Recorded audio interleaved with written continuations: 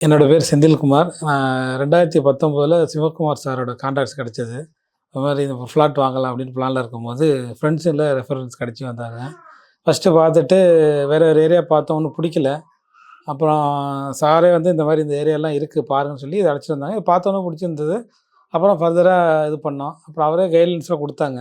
இப்படியெல்லாம் பண்ணலாம் அப்படின்ட்டு.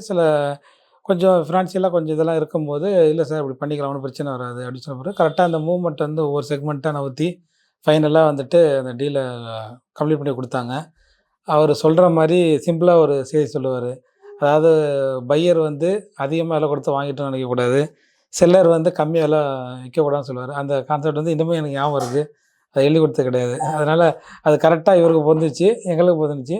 இப்ப நாங்க 2019 இப்ப கிட்டத்தட்ட இது எடுக்கும்போது நெருங்கிய ஒரு 6 இயர்ஸ் கம்ப்ளீட் ஆயிருக்கு. எந்த ப்ராப்ளமும் நல்லா போயிட்டுருக்கு. ஒண்ணும் ப்ராப்ளம் இல்ல. சிம்பிளா சொல்லப்போனா அந்த ட்ரஸ்ட்ட நல்லா பில்டப் பண்ணி வச்சிருக்காரு. சும்மா வந்தோம், சேல் பண்ணோம், எனக்கு தெரியாதுன்னு இல்லாம, இன்னைக்கு 6 வருஷம் கழிச்சு வருவாரு. அப்புறம் ஒவ்வொரு வருஷமும் வந்து எங்களுக்கு நியூ இயர் அப்ப ஒரு கேலண்டர் குடுத்துட்டு போவாரு. அப்புறம் ஏதாவது பிரசன்ட் பண்ணுவாங்க அப்பயே. அதாவது நல்லபடியா முடிஞ்சு ஒரு சந்தோஷமா இருக்கும். ஒரு ஆத்ம திருப்தியாவும் இருக்கும்னு சொல்லலாம், சிம்பிளா.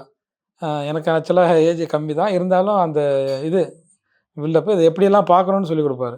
டாக்குமெண்ட் எப்படி பார்க்கணும்? எங்க பார்க்கணும்? ரிஜிஸ்ட்ரேஷன் ஆஃபீஸ்ல எப்படி முடிச்சு குடுக்கலாம்? அதனால எண்ட் டூ எண்டுன்னு சொல்லலாம். எண்ட் டூ எண்ட் ஒரு யூசர் ஃப்ரெண்ட்லியா சிறப்பா வந்து முடிப்பாங்க. அது மாரி அவங்களும் அந்த புரோக்கரிங்கும் ஒண்ணும் பெருசா இருக்காது. வெளில உள்ளத விட கம்மியா தான் இருக்கும். அதுக்கு நான் கேரண்டி சொல்றேன்.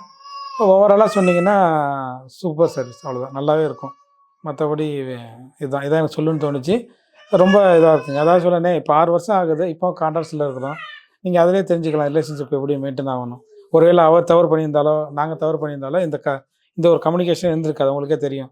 ரியல் எஸ்டேட்ல இது ரொம்ப முக்கியம். இது நடக்கலனாலே எங்கேயோ இடத்துல தவறு நடந்திருக்குன்னு அர்த்தம். அதனால நீங்க சிம்பிளா புரிஞ்சுக்கலாம். மத்தபடி ஓகே. அந்த ட்ரஸ்ட் நல்லா பில்டப் பண்றாரு. ஓவராலா நல்லா பிடிச்சிருக்குங்க. Thank you.